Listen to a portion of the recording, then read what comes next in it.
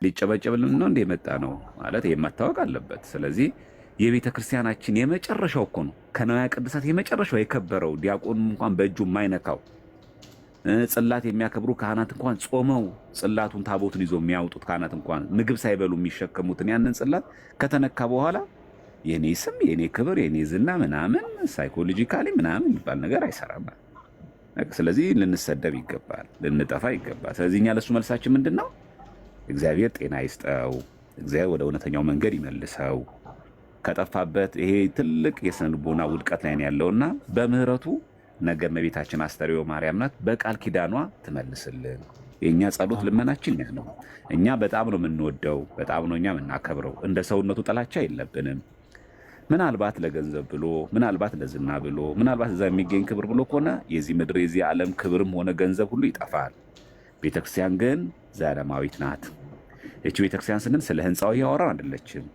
እቺ ቤተክርስቲያን የቅዱሳን ሰማዕታት እና በህይወት ያለን እኛ ክርስቲያኖች ህብረት ስለሆነች የዚች ደግሞ ራሷ ክርስቶስ ስለሆነ ከዚች ክርስቶስ ራስ ስለተቆረጥክ ከሱ አካልም ስለተለየ ወደዚህ አካል እንድትመጣ ልመናችን ጸሎታችን ነው እና እግዚአብሔር ይጠብቅ፣ ከክፉ ያርቅ፣ አንደበትህን ይቆጣጠርልህ፣ ወደ ቤቱም ደግሞ ይመልስልህ። የእኛ ጸሎታችን ልመናችን ይሄ ነው ባጭሩ። እግዚአብሔር ያክብርልኝ። እናመሰግናለን። ነገር ለማስታወስ ለማስታወስ ያህል ነው። ማን ነው ትዝታውን ቢሆን ዲቤት ጠርቶ ነው ካስታወሳችሁ። ማን ነው እሸቱ ጋር መምህራን እየመጡ ያስተምሩ ነበርና ዶንኪ ቲዩብ ላይ ማለት ነው። ከዛን መጥቶ የሚወያየኝ የሚል ጥሪ አቅርቦ ነበር። እሱም ሌሎቹም አብረው ካረሱት በቀር ማለት ነው። ስለዚህ ዘማርያም ያደረገው ለጠራው ጥሪ መቀበል ነው፣ ልክ እንደ ቀለሜ ማለት ነው። ፕላስ ደግሞ እሱ ለጠራው እሱ ተቀበለ። ከዛ ሌላ ሰው ጥሪ ሲያቀርብ ይሄኛውን ለመሸፋፈንና ያው ብዙ ስለ ግለሰቡ ማውራት ባያስፈልግም ብቻ ይሄ አለ መታወቅ መፈለግ ሹሞን መፈለግ ምናምንና በእያንዳንዱ እኔ የሚገጥመኝ የለም ስዕል ለመፍጠር ባልተጠሩበት ሁሉ አቤት የሚሉ ሰዎች አሉና አስፈላጊ ነው ብዬ አላስብም። እንደዚህ አይነት ሰው ጋር እንትን ማለት ብቻ ግን የጠሩትን ተቀብሎታል። እንትና ቀለሜንም ሆነ ትዝታውን ራሱ ስለጠሩ እነሱ ራሳቸው ስለጠሩ ተቀበላቸው። በኋላ ላይ ደግሞ ሸሹ ነው የተፈጠረው። እንደዛ ነው እና ሚዛናዊ መሆን የምትችሉ ሰዎች ስታስቡት ያንንም አብራችሁ አስቡት እና እዚህ በየኮሜንቱ ደግሞ አላስፈላጊ ቃል አትጠቀሙ፣ አትጻፉ። በዛን ያክል ከተናደዳችሁና በጣም የመወያየቱ እንትን ካላችሁ ራሳችሁ ግቡ። ያን አድርጉ። እሸት የምትሉ ግቡና ለእሸቱ የመለሰበት ላይ ስሙት። አልሰማችሁም ማለት እኔ ዋሽቻለሁ ማለት አይደለም። ስለዚህ ግቡና ስሙት። ራሱ ጥሪ ያቀርቧል። ሚወያየኝ ካለ አቅም ያለው ካለ ይምጣ ብሏል። ሄደ ሸሸ ነው የሆነው እና እንዳትረሱ ለማለት ነው።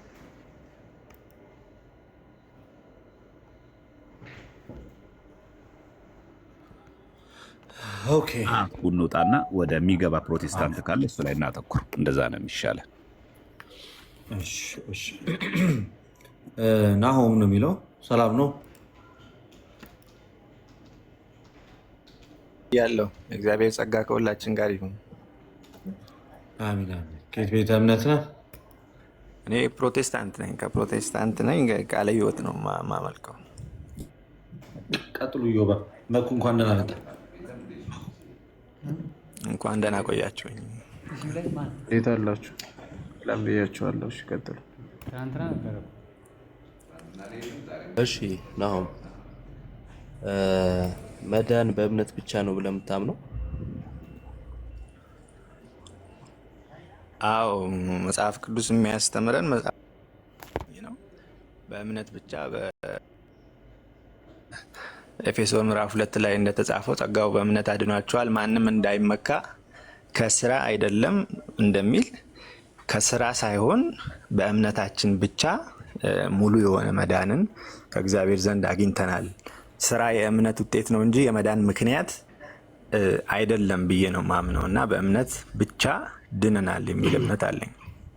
እሺ በእምነት ብቻ። አሁን አንዳንድ ሰዎች በእምነት ብቻ ብለው ጥምቀትም ለድህነት ነው ቢሉ በክርስቶስ ትምህርት አሉ ሊባሉ ይችላሉ?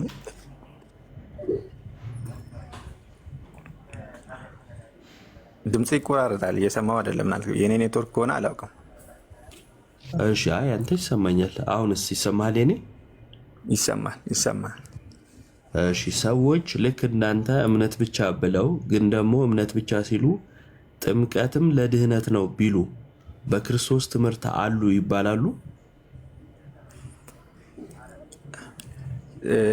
የጥምቀት ዓላማው አሁንም ቢሆን መጽሐፍ ቅዱስ ድነትን በሚመለከት አልጠየቅኩም። ቆይ ስማ በደንብ ስለ ጥምቀት ዓላማ አልጠየቅኩም። የጠየቅኩ ሰዎች እምነት ብቻ ብለው እንዳንተ ግን ደግሞ ጥምቀትም ለድህነት ነው ቢሉ በክርስቶስ ትምህርት አሉ ሊባሉ ይችላሉ ወይን? የጠየቅኩ አይ መጽሐፍ ቅዱስ ጥምቀት ለድህነት እንደሆነ አያስተምረንም። የክርስቶስ ትምህርት ነው ብዬ አላምንም። ስለዚህ በክርስቶስ ትምህርት የሉም ማለት ነው አይደል?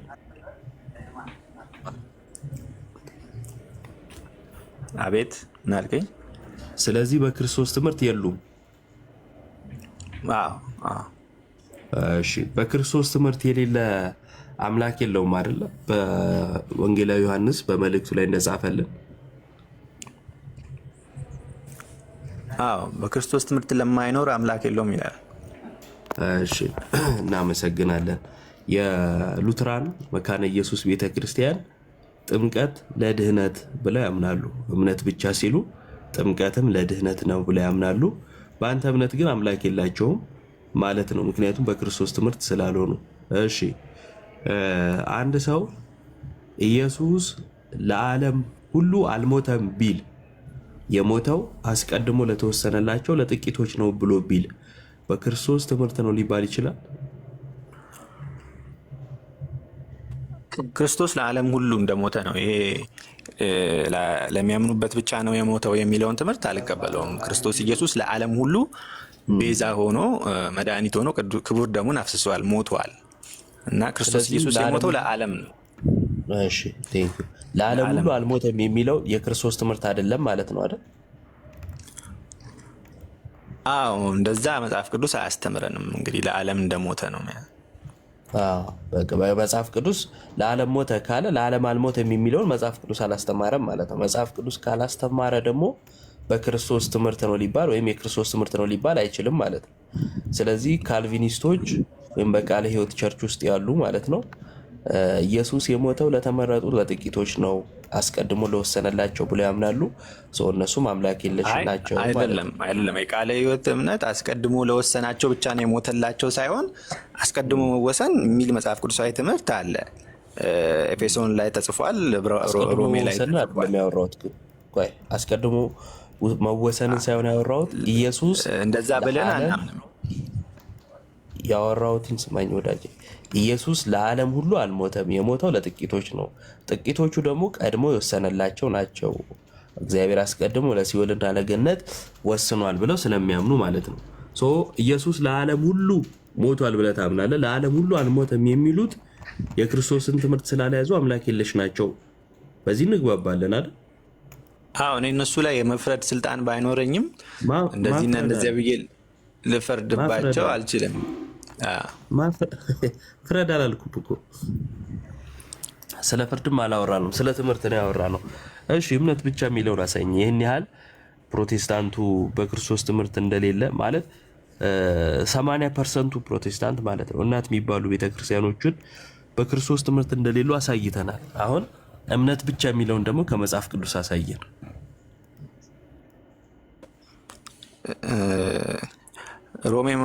ሮሜ መልእክት ምዕራፍ 4 ላይ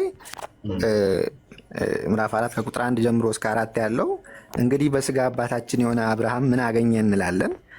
አብርሃም በስራ ጸድቆ ቢሆን የሚመካበት ነገር አለው ይላል። በስራ ጸድቆ ቢሆን ስለ ስራ አለው። እምነት ብቻ ነገር ግን ልደርስልህ እኮ ነው፣ ላነብልህ ነው። ነገር ግን በእግዚአብሔር ዘንድ አይደለም ይላል። በእግዚአብሔር ዘንድ አይደለም፣ በስራ በእግዚአብሔር ዘንድ አይደለም። መጽሐፍስ ምን አለ? አብርሃም እግዚአብሔርን አመነ ጽድቅም ሆኖ ተቆጠረለት ይላል። አመነ ጽድቅም ሆኖ ተቆጠረለት፣ እምነቱ ጽድቅ ሆኖ ተቆጠረለት ይላል። ስለዚህ እንደዚሁ በተመሳሳይ ደግሞ ቆይ ወዳጅ እምነት ብቻ ይላል።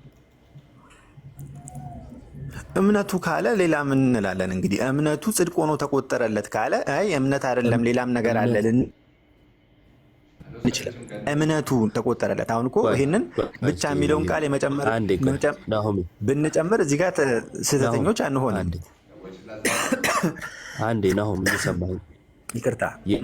የመጀመሪያው ብቻ የሚል ቃል በመጨመር በመጽሐፍ ቅዱስ ላይ ቃላትን የምትጨምር ሰው ትሆናለህ ማለት ነው። ቃላትን ጨምርሃል። እምነት ብቻ የሚል የለም። ብቻ የሚለውን ብንጨምርም ስህተት አንሆንም ማለት መጨመርህን አምነሃል ማለት ነው። አንደኛ። ሁለተኛ በእምነት ይጸድቃል ማለት እምነት ብቻ ነው ማለት አይደለም። ለምሳሌ በመጽናት ድህነት እንዳለ ይናገራል። በመጽናት ይዳናል ማለት በማመን አይዳንም ማለት ነው አይደለም። የሚያጸናን እግዚአብሔር ነዋ። የሚያጸናን ሰው ሲያምን የሚድንበትን ጸጋ ይቀበላል። መንፈሳዊ ለውጥን ያገኛል በእምነት። ማንም በክርስቶስ ቢሆን አዲስ ፍጥረት ነው ይላል መጽሐፍ ቅዱስ። በክርስቶስ ሲሆን አዲስ ፍጥረትነትን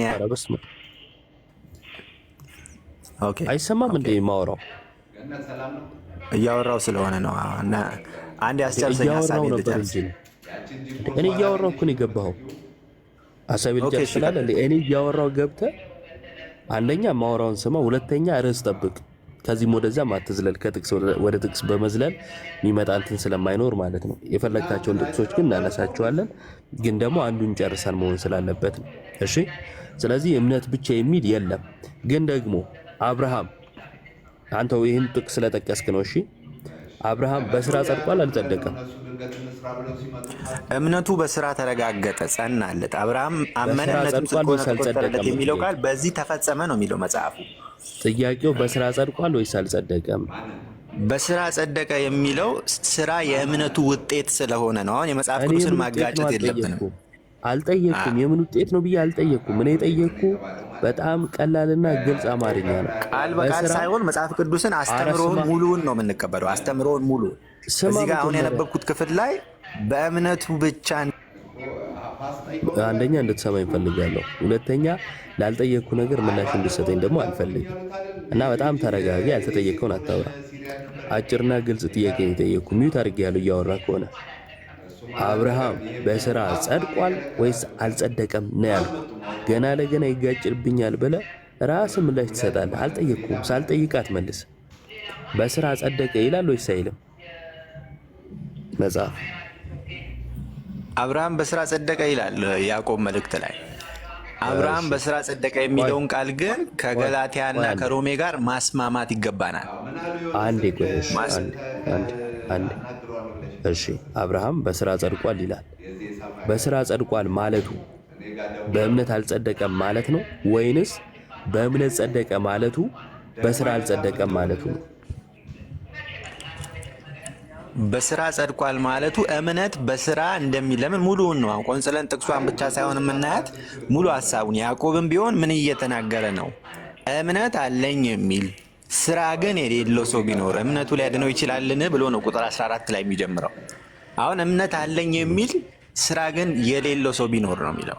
ስለዚህ ሰው እምነት አለኝ ብሎ ስራ ከሌለው እውነተኛ እምነት ስራን ስለሚያመጣ እምነቱ ትክክለኛ አይደለም ነው።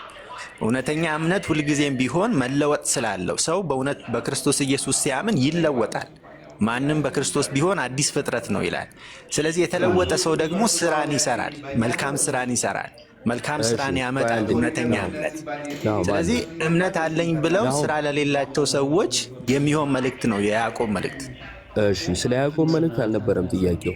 ሲጀመር የጠየቅኩ ስለ አብርሃም ነበረ እና በሚቀጥለው እንድታሻሽለው ንግግሩን አስረዝመ ዋናውን ፖይንት እንዳይረሳ ማለት ነው። እሺ፣ ማውራት ላይ ችግር ኖሮብኝ ሳይሆን ከተነሳው ነጥብ ትሸሻለህ እና በረዘመ ቁጥር በሸሸ ቁጥር ደግሞ ውይይቱ ፍሬ አልባ ሊሆንብን ስለሚችል ማለት ነው።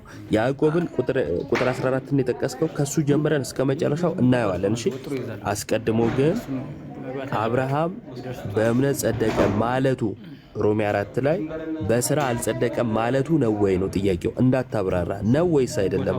አሁን ስላብራራ ማለት ነው። በስራ አይደለም ጸደቀ ማለት ቆይ አዳምጥ። በስራ በማን ነው በእምነት ጸደቀ ማለቱ በስራ አልጸደቀም ማለት ነው። አዎ ትክክል። በስራ አይደለም፣ በስራ ጽድቅ አይገኝም። እንደዛ ከሆነ ለምን መሰለህ? ቆይ አንዴ ለምን መሰለህ አትበልና ትቀጥል እንጂ አይሰማም እንዴ? አጭር ነው የምፈልገው እያልኩ ለምን መሰለህ ብለህ ትቀጥላለህ። ይሄ እንትን አይደለም፣ እባክህ ጫጫታ አታድርግብኝ። እንደዛ ከሆነ አዎ በስራ አይጸደቅም ማለት ከሆነ በእምነት ጸደቀ ማለቱ በስራ አይጸደቅም ማለት ከሆነ ቁጥር ያዕቆብ ላይ ምን ይላል? ቁጥር 21 ላይ አባታችን አብርሃም ልጁን ይስሐቅን በመሰዊያው ባቀረበ ጊዜ በስራ እየጸደቀ አልነበረምን ይላል። ለምንድን ነው ታዲያ እዚህ ጋር መጥቶ በስራ ይጸደቅ የሚለን? እዛ ጋር በስራ አይጸደቅም ብሎ እዚህ ጋር በስራ ይጸደቃል እያለን ነው። ምን ማለት ነው?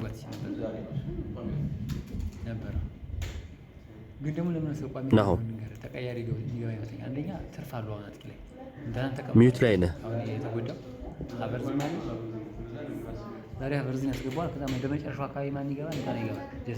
እኔ አልሰማም እንደ ጋይስ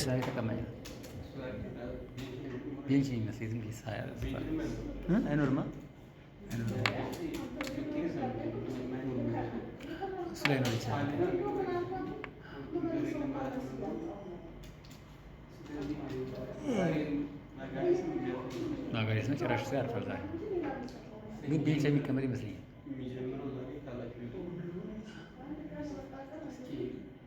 ኬሌ ቋሚ ነው ከምትቀየር መኛት የሚሰራ ጉዳት ነው።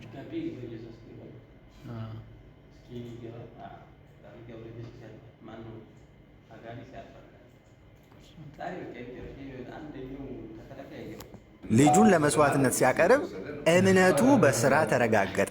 በስራ የጸደቀ አይደለም ምን የሚለው ያ እምነቱ በስራ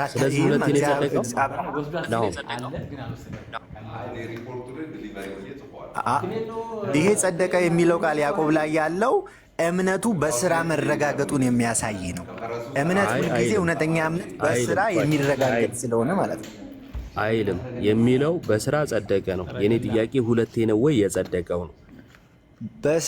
በስራ የጸደቀ አይደለም እና አሁን ዘፍጥረት ምዕራፍ 15ን አትቀበልም? ዘፍጥረት ምዕራፍ 15 ላይ ያለው ገላትያ ምዕራፍ 3 ላይ ተጠቅሷል። አትቀበልም ወይ አትበለኝ። ራስን የጠቀስከው ራስህ ለምትፈልገው ዓላማ ጠቅሰህ መተህ ደግሞ እኔን አትቀበልም አትበለኝ። እኔ መጽሐፉን እቀበላለሁ በደንብ የራስህን ማብራሪያ ሰጥተህበት። ዘፍጥረት 15 ላይ አልጸደቀም አብርሃም ልጠይቅህ እኔ ስማ እንዴ የራስህን ማብራሪያ ሰጥተህ ከጥያቄው ከሸሸ በኋላ መጽሐፉን አትቀበልም ብለህ እንትን አትበለኝ። ጀጅ ለማድረግ አትሞክር። ጥያቄው አብርሃም በእምነት ጸድቋል፣ አዎ በስራም ጸድቋል ይላል። አዎ ነገር ግን ሁለቴ ነው ወይ የጸደቀው? ምክንያቱም ለያይተህ ስላስቀመጥከው ማለት ነው። ሁለቴ ነው ወይ የጸደቀው? የኔ ጥያቄ ሁለቴ ነው የጸደቀው ሳይሆን አሁን ያዕቆብ ያብራረዋል። አብርሃምም አመነ እምነቱም ጽድቅ ሆኖ ተቆጠረ የሚለው ቃል በዚህ ተፈጸመ። በስራ የጸደቀ አይደለምን የሚለው ያንን ነው የሚያሳየው። ስለዚህ በስራም በእምነትም ሁለቴ ነው ወይ የጸደቀው? ስራ ያመጣል። እውነተኛ እምነት ስራን ያመጣል። የስራ ውጤት አለው። ያመጣል አይደለም ጸደቀ በስራ ይኸውልህ፣ በስራ ጸደቀ ነው የሚለው። ከፍቼ ላሳይ። አውቀዋለሁ እኮ ያው ነው። አዲስ ነገር ልታሳየኝ ነው የሚለው እኮ በቃ ካወቅከው ይኸውልህ ጸደቀ ነው የሚለው። እሺ ቆይ አንዴ፣ እምነት ይቀድማል ስራ? ስራ የመዳን ምክንያት አይደለም። እምነት ይቀድማል ስራ? የመዳን ምክንያት ነው። ይቀድማል ስራ? ስራ የእምነት ውጤት ነው። እምነት ነው የሚቀድመው። ጥያቄ ስማ። እሺ እምነት ነው የሚቀድመው። እምነት እሺ እምነት ይቀድማል። የሚቀድመው በሚቀድመው እምነት ጸድቆ በሚከተለውም ስራ ጸድቋል። ስለዚህ ሁለት ነው ወይ የጸደቀው? ነው እምነት ይቀድማል ስራ። እምነትን የሚከተል ነገር ነው። ከእምነት በኋላ የሚመጣ ነገር ነው። ቆይ አንዴ እስኪ የኔ እንትን ብሏል እንዴ? ይቆያል። እሱ ነው እየሰማህ አይደለም እዮባ፣ እሱ ጋር ነው መሰለኝ። ያንተ በደንብ ይሰማል። ጫጫታ አደረገብኝ በጌታ ስም። የባሮክን ድምፅ ሰምቻለሁ፣ የዮብን ግን እየሰማሁ አይደለም።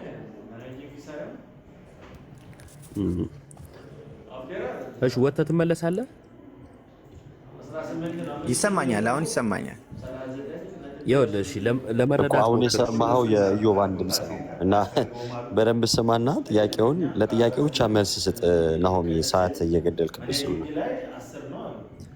በአጭሩ ይኸውልህ ጥያቄውን ላስረዳህና እዛው ያዕቆብ ላይ አንድ ነጥብ አሳይሃለሁ። አብርሃም በሮሜ 4 መሰረት በእምነት ጸድቋል። በያዕቆብ መሰረት ደግሞ በስራ መጽደቁን ይናገራል። አሁን ያንተ ካልከኝ እኔን አስረዳሃለሁ።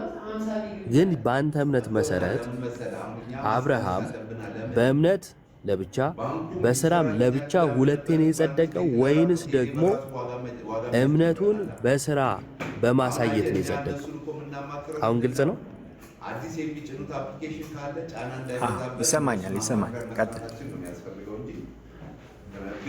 ና ውጣና ተመለስ። ይሰማኛል አልኩ። ይሰማኛል። ያን ሁሉ አውርቼ ቀጥላለኝ እና አሁን ላክ እንደገና ኔትወርክ ስለሆነ ማለት ነው። እሺ ኢንቫይት አድርጌያለሁ ነው። ኔትወርክ ዋዛ ነው፣ ለዛ ነው። እሺ አሁን ይሰማሃል? ይሰማኛል። አዎ ይሰማል። ጥያቄን ሰምተኸኝ ነበር? አዎ ሰምቻለሁ። እሺ ከሰማኸኝ መልስ። አሁን አንተ እያልከኝ ያለው በእምነቱ አብርሃም በእምነቱም በስራውም ነው የጸደቀው ነው እንደተረዳሁት ከሆነ እምነቱም ስራውም ለጽድቁ ያስፈልጋሉ። በእምነቱ ብቻ አይደለም፣ ሲያምን አልጸደቀም ማለት ነው። እንደዛ አይነት ሀሳብ ነው አላልኩም እያቀረብክ ያለ። እኔ ምንም ሀሳብ አላቀረብኩም። ጥያቄን የጠየቅኩህ አንተ። እሺ እንደገና ልጠይቀኝ ትችላለህ? ይቅርታ። እሺ እኔ ጥያቄን የጠየቅኩህ ሮሜ 4 ላይ አብርሃም በእምነት እንደጸደቀ ይናገራል፣ እውነት ነው። ያዕቆብ ላይ ደግሞ ልጁን በመሰዊያው ባቀረበ ጊዜ በስራ እንደጸደቀ ይናገራል፣ እውነት ነው። ሁለቱንም እቀበላለሁ። አሁን የኔ ጥያቄ ምንድነው? እምነትና ስራ የጊዜ ልዩነት እንደመኖሩ የሚቀድምና የሚከተላለ ስላልከኝ ማለት ነው። እንደመኖሩ ሲያምንም ለብቻ መጽደቅ ሲሰራም ለብቻ መጽደቅ ሆኖ ሁለቴን የጸደቀው ወይንስ እምነት ብቻ ሳይሆን ስራም አስፈልጎት እምነትና ስራን አብሮ በማድረግ ነው የጸደቀው? እምነት ብቻ ሳይሆን። እሺ ቀጥለው። አሁን የአንተ ጥያቄ ትክክል አይደለም። ሁለት አማራጭ ብቻ ነው የሰጠኸኝ ከዚህ ከሁለቱ እንዳልወጣ ማለት ነው። ነገር ግን እኔ የምለው ነገር ምንድን ነው? ሁለት ጊዜም ጸደቀ አይደለም፣ ሁለት ጊዜም አይደለም የጸደቀው። እንደገና ቀጥሎ ያልከውም ነገር አይደለም ትክክለኛው ነገር ብዬም ቀጥሎ አሁን ያወራኸው ነገር አለ አይደለ? እሱም አይደለም እኮ። ምንድን ነው ያልኩት? ቀጥሎ ያወራሁት በእምነቱ ጸደቀ፣ በእምነቱ ባመነ ጊዜም ጸድቋል፣ በሰራም ጊዜ ጸድቋል ነው ያልከኝ አይደለ? አይደለም። ቀጥሎ ያወራሁት እሱ አይደለም። ምንድን ነው ቀጥሎ ያወራሁት? ወይስ ለእምነት ለጽድቅ ሁለቱም ያስፈልጋሉ ነው ያልከኝ? እምነትም ስራም ለጽድቅ ያስፈልጋሉ። አዎ እምነት ብቻ ሳይሆን ስራም አስፈልጎት እምነትን ከስራ ጋር አብሮ አድርጎ ነው የጸደቀው። ይህን ጥየቁ።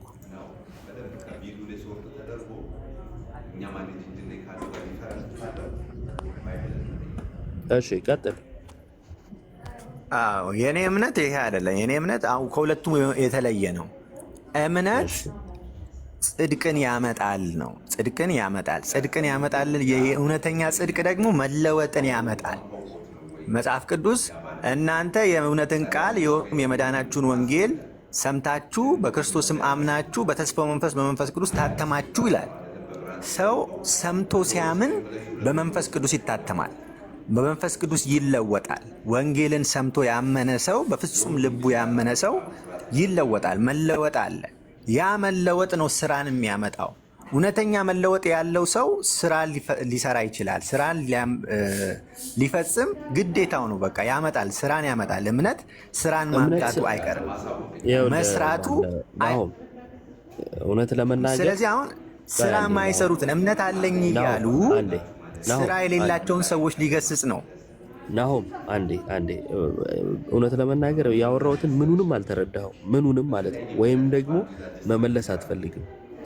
ሰው በእምነቱ ወይም አምኖ ወደ መጣበት ነገር ሲመጣ፣ ለምሳሌ አንድ ሰው ከአህዛብነት ወደ ክርስትና ሲመጣ አምኖ ተጠምቆ ወደ ቤተክርስቲያን ይጨመራል። ከዛ ደግሞ ፍሬ እያፈራ ይኖራል። ይሄ አሁን ለምሳሌ የኛ እምነት ነው። የኔ ጥያቄ ግን አንደኛ ስፔሲፊክ አብርሃም ላይ ነው፣ ሁለተኛ የተጻፈው ላይ ነው። አብርሃም ልጁን ይስሐቅን ባቀረበ ጊዜ በስራ ጸደቀ ተብሎ ተጽፏል እያልኩ በስራ ጸደቀ የሚለው ላለመንካት ትሽከረከራለህ። በእምነት ጸድቋል፣ ከዛ ወደ ስራ ይመጣል ትላለህ ማለት ነው። እና ፖይንቱን ሆን ብለህ ትሸሸዋለህ። ለማንኛውም እዚህ ጋር አንዴ ላስቁምና ቆይ አንዴ ከቁጥር 20 ልጀምር። አንተ ከንቱ ሰው እምነት ከስራ ተለይቶ የሞተ መሆኑን ልታውቅ ትወዳለህን? ይላል። እምነት ከስራ ከተለየ የሚሞት ከሆነ የማይሞት እምነት እንዲኖረን ከምን መነጠል የለበትም? ያወራ ከሆነ ከምን መነጠል የለበትም? በጣም ተቆራርጦብኛል። እስኪ እንደገና ያልከኝ አልተሰማህም? አሁን ይሰማኛል። እሺ ስማኛ እንዴ። እንደዚህ ይላል ቁጥር 20 ላይ አንተ ከንቱ ሰው እምነት ከስራ ተለይቶ የሞተ መሆኑን ልታውቅ ትወዳለህን? ይላል። ስለዚህ እምነቱ የሞተ እንዳይሆን ከምን መነጠል የለበትም? ከስራ መነጠል የለበትም። እሺ ከስራ ካልተነጠለ እምነት ብቻ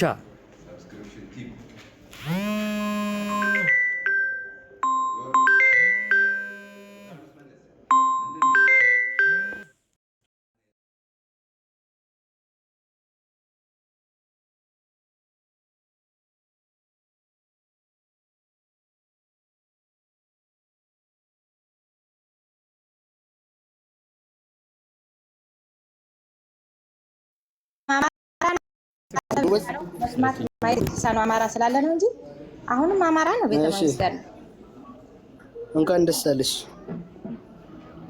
ደስ ይላል እኮ መምህር።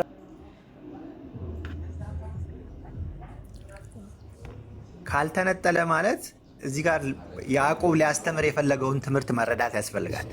ያዕቆብ ሊያስተምር የፈለገው ነገር እምነት ሁልጊዜ ስራ ያመጣል። አንዴ በእንደዚህ አላሳልፍም። ይኸውልህ ወዳጄ የፈለገውን ጽፏል። ከተጻፈው አልፈ ሊል የፈለገው ብላ አትንገረኝ። ሊል የፈለገውን ስላለ ማለት ነው። ጥያቄው እምነት ከስራ ከተነጠለ የሞተ ስለሚሆን እንዳይሞት ከምን መነጠል የለበትም ስል ከስራ አልከኝ። ካልተነጠለ ብቻውን ነው ሊባል ይችላል ወይ ብዬ ስጠይቅ አትመልስም።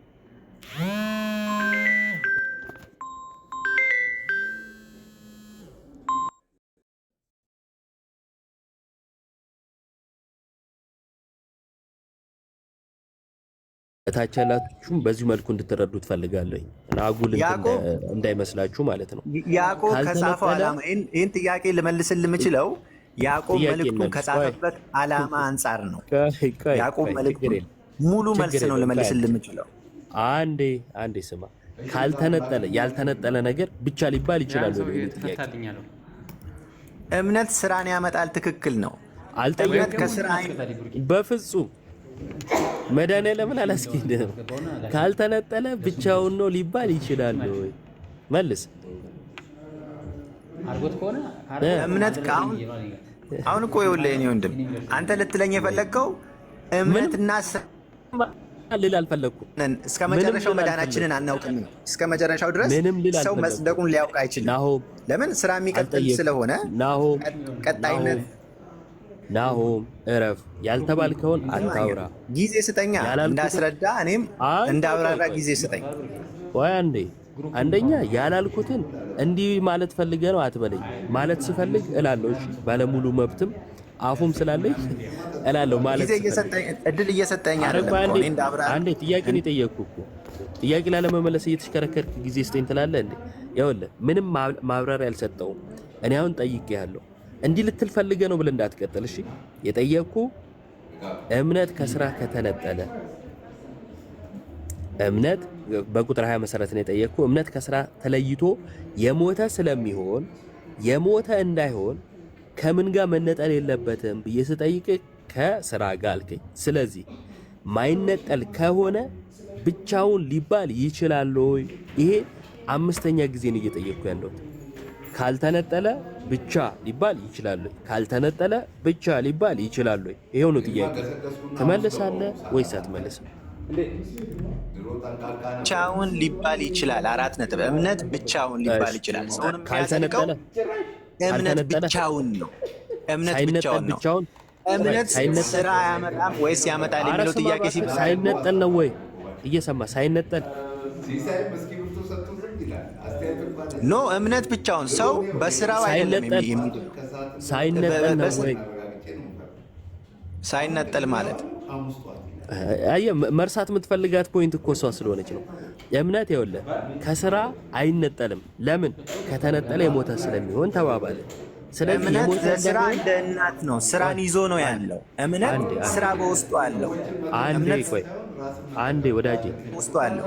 እሺ አብርሃም ባመነበት ሰዓት ጸደቀ ሲባል እያስወራኸኝ አይደለም። ምንም ለምንድን ነው መሰለ ፖይንቷን ትተዋታለህ። እኔ ፈለኳት ፖይንት እኮ ቁንጽል ሐሳብ ነው ያለው። አሁን ቁንጽል ሐሳብ ይዘህ በቃ እሺ የተመቸህ እየፈለክ ያለው አይደለም። ምንም የመረዳት ፍላጎት መልእክቱን እንመልከተው። ሙሉ ኤፌሶንንም ሮሜንም እመን ተቀበል። ሮሜ ኤፌሶን ላይ ያለ ስራ ነው የሚል አንዴ ላሳይ የፈለኩት ነጥብ ምንድን ነው? ከዛ ትቀጥላለህ። እሺ አንዴ ጠብቀኝ። ድርቅና ስለሆነ ለኔም ያሰለቸኛል አይደለም ለሌላው ማለት ነው። ይኸውላችሁ እምነት ከስራ ሲለይ እምነት የሞተ ይሆናል። ስለዚህ የሞተ እንዳይሆን ከምን መነጠል የለበትም ስለው ከስራ አለ። ካልተነጣጠለ ሁለት ነገር አለ ማለት ነው። እሺ አይነጣጠልም ካልኩኝ ስለ ሁለት ነገር እያወራው አንድ ነገር በራሱ ሲንግል የሆነ ነገር አይነጠልም አይባልም። ስለ ሲንግል ነገር መነጠል አለመነጠል አይወራም። ስለዚህ ስለምን ነገር ነው የተወራው? አለመነጠል የተወራው ስለ ሁለት ነገር ነው። ሁለት ነገር ከሆነ ደግሞ ብቻ ተብሎ እንዴት ይገለጻል ነው ጥያቄው። ገብቷችኋል? ለምሳሌ እኔና ባሮክ አንነጣጠልም ካልኩኝ ከዛን ኢዮብ ብቻ እንዴት ይባላል? አስቀድሞ ሁለታችን አንነጣጠልም። ምክንያቱስ ከተነጣጠልን አንዳችን ስለምንሞት ማለት ነው። እየገባችሁ ነው ታች ያላችሁት? በተለይ ከቤተ ክርስቲያን ውጭ ያላችሁ ዝም ብሎ የድገፋ ነገር ምናምን የቲፎዞ ነገር እንዳይሆንባችሁ ሐሳቤ እንድትረዱት ስለፈለኩ ነው። ትልቅም ትምህርት ስለሆነ ነው ያዕቆብ መልእክት። ስለዚህ ከሁለት አንዳችን በመነጠላችን ምንሞት ከሆነ ያልሞተ ሰው ስለሆነ ሚድነው ወይም ባልሞተ እምነት ስለሆነ ምንድነው ሁለታችን ባለመነጣጠላችን ብቻ ተብሎ አንዱን ብቻ እንዴት ይጠራል ነበር የኔ ጥያቄ። ሊመልስ ፈቃደኛ አይደለም ወይም አልተረዳውም ብለን እንለፈው። እሺ ከዛን ቅድም የጠየቀኝ ጥያቄ ስላለ እሱን መልስልሃለሁ። አላረሳሳህም። ምን የሚለውን ነው የጠየቀኝ? ኤፌሶን 2 ላይ ምን ይላል? አንድ ላንብብላችሁ ከዛ ወደ ያዕቆብ እንመለሳለን። እንዳይረሳብ ስለፈለኩ ነው። እሺ ጥያቄ ኤፌሶን 2 ቁጥር 8 ጸጋው በእምነት አድኗችኋልና ይህም የእግዚአብሔር ስጦታ ነው እንጂ ከእናንተ አይደለም፣ ማንም እንዳይመካ ከስራ አይደለም። ይቀጥልና እኛ ፍጥረቱ ነንና እንመላለስበት ዘንድ እግዚአብሔር አስቀድሞ ያዘጋጀውን መልካሙን ስራ ለማድረግ በክርስቶስ ኢየሱስ ተፈጠረን። ተመልከቱ፣ የዳነው በምንድን ነው? በጸጋው። ጸጋው በምን በኩል? በእምነት በኩል መጽሐፉ የሚነግረን ማለት ነው። ከዛስ ከእናንተ አይደለም ይላል። ክርስቶስ መጥቶ ስለኛ እንዲሞት እኛ ያደረግነው ነገር የለም እያለ ነው። አሜን። እኛም የምናምነው እንደዛ ነው። በእኛ ስራ በእኛ ልፋት አናምንም፣ በጸጋው ሄዳን። ስለዚህ ከእናንተ አይደለም ማለት ትክክል፣ ከስራ አይደለም ትክክል። ኢኒሻል ሳልቬሽን የመጀመሪያው ድህነት ክርስቶስ ስለኛ ሞቶ የሰራልን ስራ አምነን በጥምቀት በኩል ደግሞ ከእርሱ ጋር አንድ በመሆን የምናገኘው ድህነት ስለሆነ የሚነግረን እርሱ ነው። ከዛስ የተፈጠርነው ግን ልክ እንዲህ የዳነው አምነን በጥምቀት ክርስቶስን በመልበስ የዳነው ግን ለምንድን ነው የሚል ያለው? ኤፌሶን ላይ ጥምቀት የሚል አለ ወይ? ላቁም። አሳያለሁ። እንዴት ወደ ጥምቀት ወሰድከው? ጸጋው በእምነት አድኗችኋል፣ ማንም እንዳይመካ ከስራ አይደለም ነው የሚለው። እሺ አንዴ ልጨርስና አሳያለሁ። ጥምቀት ለምን እንደሚያስፈልግ ማለት ነው። አንዴ ግን ልጨርስልህ። ከዛ ምን ይላል? በዚህ በኩል ከዳንን በኋላ በየት በኩል? በክርስቶስ በሰራለን ስራ አምነን በጥምቀት ክርስቶስን ከለበስን በኋላ ወይም የቤተ ክርስቲያን አባል ከሆንን ወደ ቤተ ክርስቲያን ከተጨመርን በኋላ ግን ከኛ ምን ያስፈልጋል? ፍሬ ማፍራት ያስፈልጋል። ለምን? የተፈጠርነው ራሱ ማለት ዳግም የተፈጠርነው ማለት ልጅነትን ያገኘ ነው የዳን ነው ማለት ነው። እኛ ፍጥረቱ ነንና እንመላለስበት ዘንድ አለ እግዚአብሔር አስቀድሞ ያዘጋጀውን መልካሙን ስራ ለማድረግ በክርስቶስ ኢየሱስ ተፈጠርን። ስለዚህ የተፈጠርንበት ዓላማ ይሄ ነው። ጥምቀት ከየት መጣ? ያመነ ማርቆስ 16 የተጠመቀም ይድናል። ሮሜ 6 ከክርስቶስ ከሞትና ከትንሣኤው ጋር አንድ እንሆን ዘንድ እንደተጠመቅን አታውቁምን? ገላትያ 3:26 ላይ የተጠመቅን ሁላችን ክርስቶስን ለብሰነዋል። ይኸው ጥምቀት ያስፈለገው ተመለሰልን። በፍጹም የሚገናኝ ነገር አይደለም ያወራው። ምኑን ያልተገናኘው? ጸጋን ነው አሁን ወደ ጥምቀት ልትወስደው የፈለግከው አንተ። እንዴት ጸጋ ወደ ጥምቀት ሊሄድ ይችላል? አሁን እኮ መልአኩ ማርያምን ሲናገራ ጸጋን የሞላብሽ ምንድን ነው? ስለ ጥምቀት እያወራ ነው አይደለም። ጸጋ የእግዚአብሔር አቅም ነው። ከእግዚአብሔር ዘንድ የሚሰጥ ነፃ ስጦታ ነው። ነፃ ስጦታ በምን በኩል ትቀበለዋለህ? ለምሳሌ በእምነት በኩል የምትቀበለው ነፃ ስጦታ የሚያድን የሚለውጥ አዲስ ሰው የሚያደርግ የሚያምነው ወንጌል የተሰበከለት ሰው ነው። የሚያምነው ወንጌል የተሰበከለት ሰው ነው። እሺ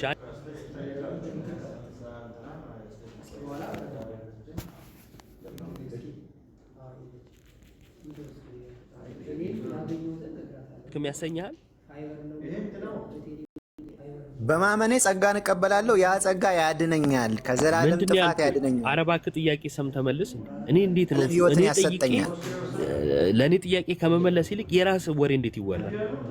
ጥያቄው አንተ አምነህ በእምነት በኩል ጸጋን መቀበልህ አንተ አምናሃልና ጸጋን በምንድን ነው ጸጋን አልተቀበልክም ያስብልብሃል ወይ ነው ጥያቄ። ያስብላል ወይስ አያስብልም? አንተ ማመንህ እንዴት ያስብላል? አምኜ ጸጋን እቀበላለሁ በማመን በቃ ቆይ አንዴ ካላስባለ እኛ ተጠምቀን በጥምቀት በኩል ከክርስቶስ ጋር አንድ መሆን ጸጋ አይደለም እንዴ? ከክርስቶስ ጋር አንድ መሆን ዳግም መወለድ አንድ መሆን አይደለም እንዴ? ጸጋ ትርጉሙ መወለድ ጸጋ አይደለም? ምን ማለት ነው ጸጋ? ቆይ አንዴ ወዳጄ ልክ ማስረጃ የማይገናኝ ነገር አገናኘህ እኮ አንተ። የማይገናኝ ነገር ነው ያገናኘህ። አንዴ ልጅነት የእግዚአብሔር ስጦታ ነው ወይንስ ደግሞ የኛ ስራ ነው? ዳግም መወለድ የእግዚአብሔር ልጆች እንድንሆን አስቀድሞ ወሰነን ይላል መጽሐፍ ቅዱስ። ዳግም መወለድ የኛ ስራ ነው ወይስ የእግዚአብሔር ስጦታ ነው ነው ጥያቄው? የእግዚአብሔር ስጦታ ነው። እሺ የእግዚአብሔር ስጦታ ነው አይደል? ጸጋ የእግዚአብሔር ስጦታ ነው። ቴንክ ዩ። ዳግም መወለድን መጽሐፍ ቅዱስ በምን ታገኛላችሁ ነው የሚለን? በእምነት። እሺ ማስረጃ እስቲ። ዮሐንስ ወንጌል ምዕራፍ 1። እሺ ዮሐንስ ወንጌል ምዕራፍ 1 ቁጥር ስንት? ከቁጥር 11 ጀምሮ ያለውንም ከቁጥር 11 ጀምሮ። እሺ የእርሱ ወደ ሆነው መጣ፣ የገዛ ወገኖቹ አልተቀበሉትም። ለተቀበሉት ግን በስሙ ለሚያምኑት ለእነርሱ የእግዚአብሔር ልጆች የሆኑ ዘንድ ስልጣን ሰጣቸው ይላል። ቀጥለው ዳግም መወለድ እንዲህ ነው ይላል። ቀጥለው እሺ እነርሱም ከእግዚአብሔር ተወለዱ እንጂ ከደም ወይም ከስጋ ፈቃድ ወይም ከወንድ ፈቃድ አልተወለዱም። ዳግም መወለድ እንዲህ ነው ይላል እኮ። ምን ስለ ዳግም መወለድ እያወራ እኮ ነው። ተወለዱ እንጂ እነርሱም ከእግዚአብሔር ተወለዱ እንጂ። እነማ? ያመኑ ክርስቶስን የተቀበሉ ከእግዚአብሔር ተወለዱ። ለተቀበሉት ግን በስሙ ለሚያምኑት ተቀብለው በስሙ ያመኑ ከእግዚአብሔር ተወልደዋል። እሺ አዎ ትክክል። የሚለው ምንድን ነው? ከታች የተቀበሉትን ሲናገር እነርሱ ከእግዚአብሔር ተወለዱ የተባሉት እነርሱ የተባሉት አስቀድሞ የተቀበሉት ናቸው። የተቀበሉት ግን ልጅ የመሆን ስልጣን ተሰጣቸው ይላል። ግን እንዴት ነው ልጅነትን የሚያገኙት? ቆይ በመወለዳቸው ምክንያት አምነው በመወለዳቸው ምክንያት 4 ነጥብ እዛው ጋር የተጻፈ ከጥቅሱ አትሽ። አንደኛ እንደዚህ አይነት አማርኛ እንዳትጠቀም አትሽሽ ምናምን እንዳትጠቀም ማለት ነው። ከሆነ እኔም በዛው መልኩ ስለምቀጥል ራሴው እያሳየው ሸሽ አትሸሽ ምናምን አይነት ነገር ልንባባል ስለማይገባ ማለት ነው። አንደኛ ሚለው ምንድነው ልጆች የሆኑ ዘንድ ስልጣን ተሰጣቸው ነው። ልጅነትን ግን እነሱ እንዴት ያገኙታል? እንዴት የሚለውን መጽሐፍ ቅዱስ ማብራሪያ አለው። እዚሁ ዮሐንስ ወንጌል ላይ ምዕራፍ 1 ላይ ነበርን አይደለ? 2 ምዕራፍ ዞር ስንል ወይም ስንገልጥ ምንን ያሳየናል የሚለውን እዚሁ ላይ ነው ማሳየ። ከዛን ታብራራለ። እንደዚህ ይላል። ኢየሱስም መለሰ እንዲህ ሲል እውነት እውነት እልሃለሁ ሰው ከውሃና ከመንፈስ ካልተወለደ በቀር ከምንና ከምን ከውሃና ከመንፈስ ካልተወለደ በቀር ወደ እግዚአብሔር መንግሥት ሊገባ አይችልም ማለት። ዮሐንስ 1 ላይ ልጅነትን የማግኘት ስልጣን ተሰጥቷቸዋል። ለማ ለተቀበሉት። እነሱ እነማን ናቸው? የገዛ ወገኖቹ። አየ ከላይ ጀምሮ ወደ ገዛ ወገኖቹ መጣ። የገዛ ወገኖቹ ግን ምን አላሉ? አልተቀበሉትም። ለተቀበሉት ግን አለ አየ ክርስቶስን ስለመቀበል ነገረ። ለተቀበሉት ግን ልጆች ሆኑ ዘንድ ስልጣን ተሰጥቷቸዋል። የተሰጣቸው ነገር በስሙ ለሚያምኑት ትክክል። እነርሱም ከእግዚአብሔር ተወለዱ። ስለዚህ በእምነት ነው መወለድ ማለት ነው። ይሄን ማመን ይሄው አይ አይደለም። ስለ መወለድማ እዚህ ጋር ተናግሯል። በእምነት ነው የሚለውን እየተቃወምኩ ግን አይደለም። ቆይ አንዴ ተረዳኝ። በእምነት መወለድ የለም እያልኩ አይደለም። እምነት ብቻ ብለህ ግን ጥምቀትን የምታወጣ ከሆነ ይህን ክፍል ማብራራት አለብህ እያልኩ ነው። እሺ እምነት የለበትም የሚል ነገር እንዳትወስድ። እዚህ ክፍል ላይ ምን ይላል? ሰው አለ ከውሃና ከመንፈስ ካልተወለደ በቀር። አየህ ለመወለድ ምንና ምን ያስፈልገዋል? ሰው ውሃና መንፈስ። ታምናለህ እንደዚህ? ውሃ ምንድን ነው? ይኸው ውሃ ይላል መጽሐፉ። ውሃ ጥምቀት ነው ልትለኝ ነው? ሌላ ነገር አለው? ምን ማስረጃ አለ ውሃ ጥምቀት ለመሆን? ውሃ ማለቱ ነው። በሌላ ስፍራ ላይ ጥምቀት ለመወለድ እንደሚያስፈልግ የተጻፈበት አለ። እኔ ውሃ የእግዚአብሔር ቃል እንደሆነ ነው ማምነው። ውሃ የእግዚአብሔር ቃል ዮሐንስ ቆይ አንዴ ተመልከት። ውሃ የሚለው የእግዚአብሔር ቃል ነው አልክ። መጽሐፉ ግን ምንድነው የሚለው? ውሃ የሚለው የዮሐንስ ወንጌል የእግዚአብሔር ቃል ማለቱ ነው የሚለው ማብራሪያ ከየት ነው ያመጣው? የዮሐንስ ወንጌልን የጠየቁ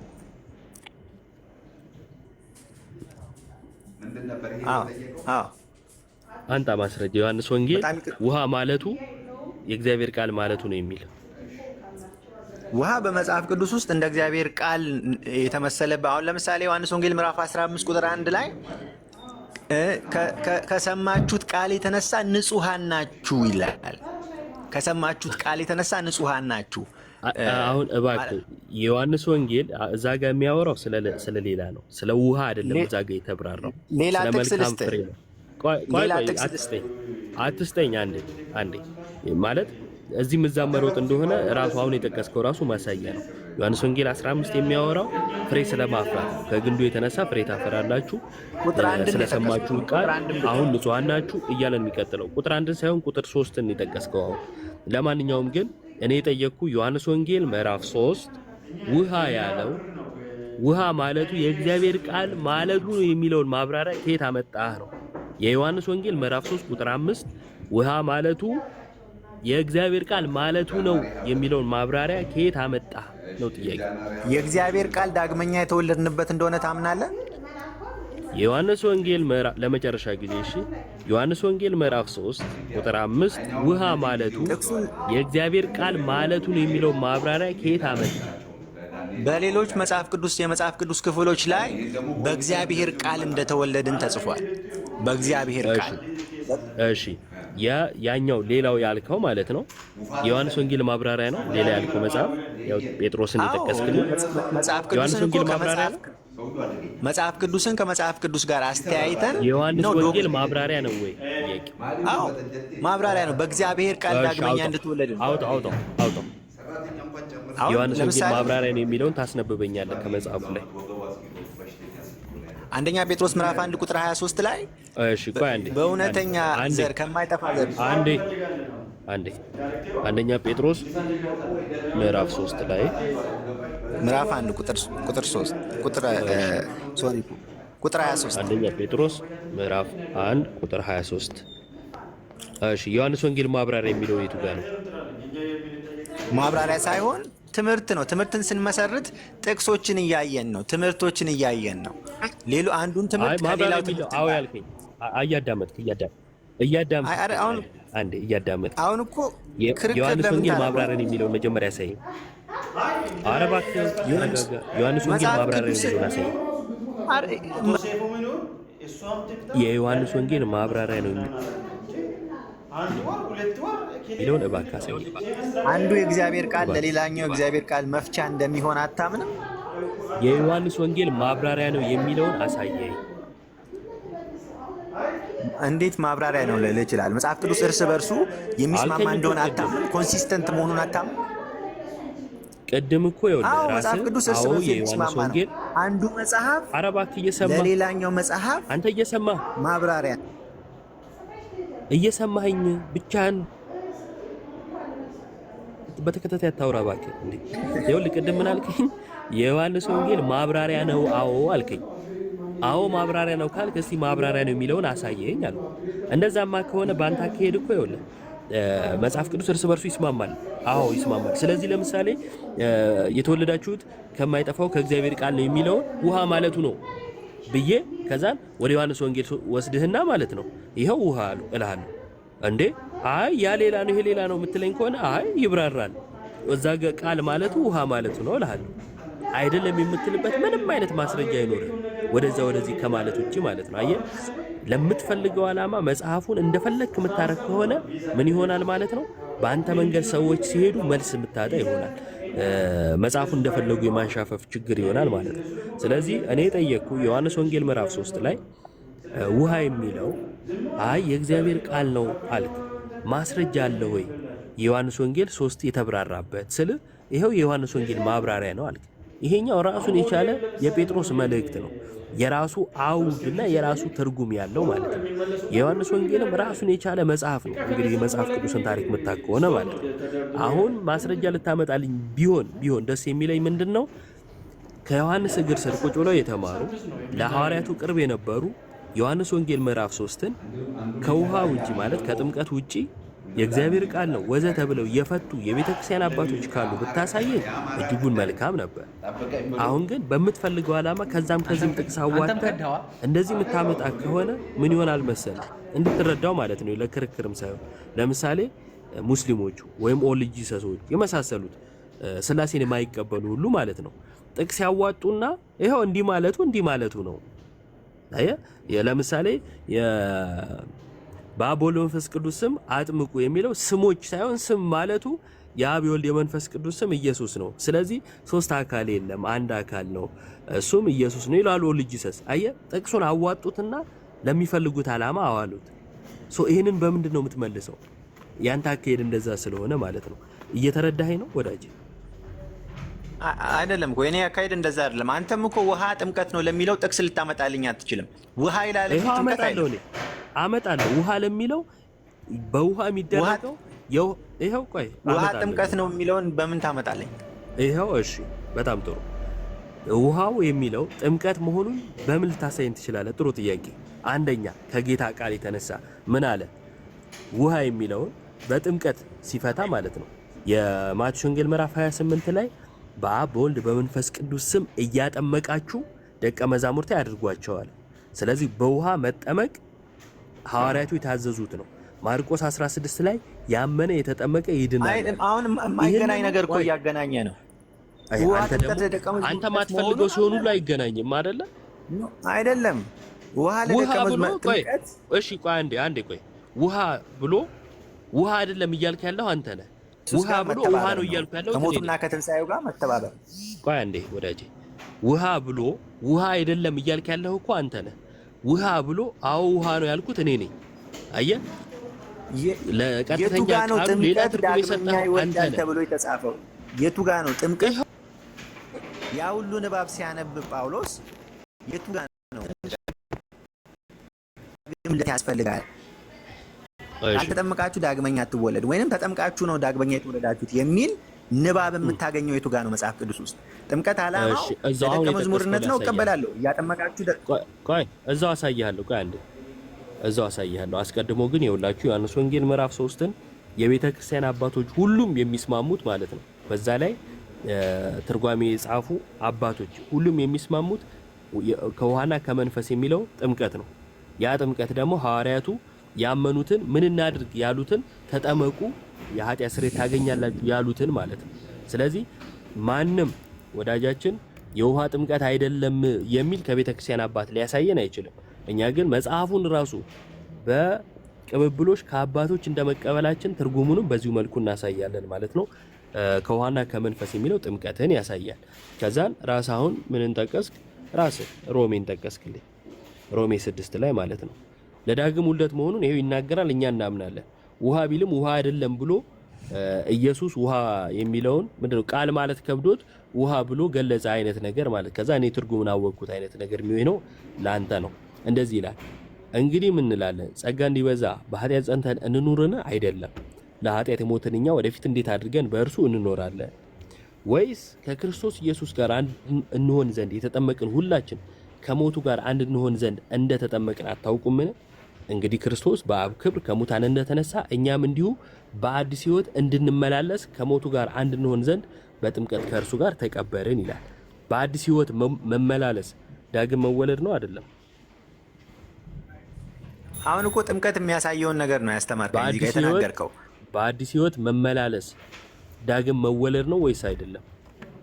እንዴት ከዳግም መወለድ ጋር ይጋ? አሁን እኮ በአዲስ ሕይወት ቆይ አንዴ፣ ዳግም አለመወለድ አሮጌው ማንነት ነው አይደል? ዳግም ሳትወለድ ያለ አሮጌው ማንነት ነው አይደል? አይደለም? ማንም በክርስቶስ ቢሆን አዲስ ፍጥረት ነው ይላል። ይሄንን ታናገር ማንም በክርስቶስ ቢሆን አልጠየቅኩም። ኧረ እባክህ አንተ የምታውቃቸውን ጥቅሶች ዝም ብለህ አትወርውር፣ ርዕስ ጠብቅ እንጂ። አዲስ ሕይወት መመላለስ አዲስ ዳግም መወለድ ነው ወይ ብዬ ስልህ ቆይ አንዴ ቆይ ስላልተረዳኝ ከሆነ ማለት ነው። ይኸውልህ በአዲስ ሕይወት መመላለስ ዳግም መወለድ ነው ወይ ብዬ ስልህ አንገራገርክ። ስለዚህ እንዲህ ላድርግልህ፣ በአዲስ ሕይወት አለመመላለስ አሮጌውን ማንነት መያዝ ነው አይደል? አዎ። እሺ በጣም ጥሩ፣ በደንብ እየተረዳኝ ስማኝ። እሺ በአዲስ ሕይወት አለመመላለስ በአሮጌው ማንነት መኖር ነው ወይም አሮጌውን ማንነት መያዝ ነው። አሮጌውን ማንነት ጥለ ክርስቶስን መልበስ ዳግም መወለድ ነው ወይንም ደግሞ ክርስቶሳዊ መሆን ነው አይደለ? አዎ በአዲስ ሕይወት መመላለስ ክርስቶሳዊ መሆን። ክርስቶሳዊ የምትሆነው ከክርስቶስ ስትወለድ ነው ወይስ ሳትወለድ?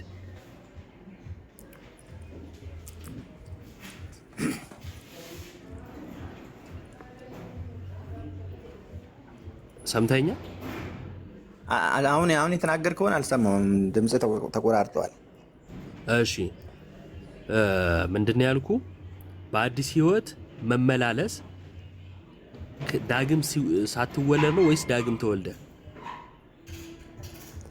ዳግም ተወልደ የሚመጣ ውጤት ነው አዲስ ሕይወት መመላለስ። ጥምቀት ደግሞ ያንን የምታውጅበት ነው ነው። እሺ የምታውጅበትን ታሳየኛለሽ። እሺ ዳግም ተወልደህ ነው በአዲስ ሕይወት የምትመላለሰው። ዳግም በተወለድክና በአዲስ ሕይወት በተመላለስክ መሃል የጊዜ ልዩነት አለ?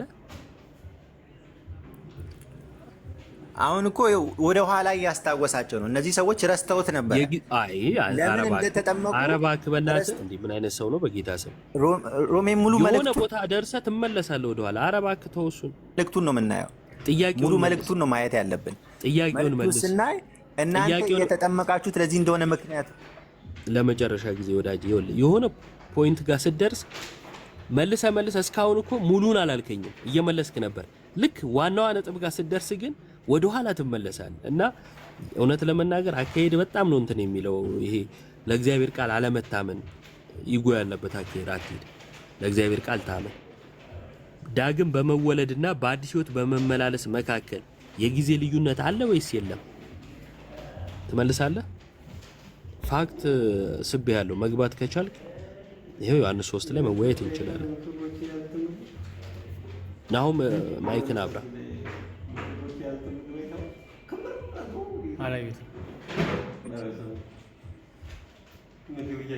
ምንድነው የጠየቁ?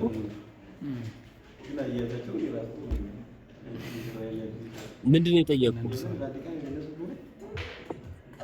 ምንድነው የጠየቁ? ያኛውማ ይቅርብ እኮ ነው።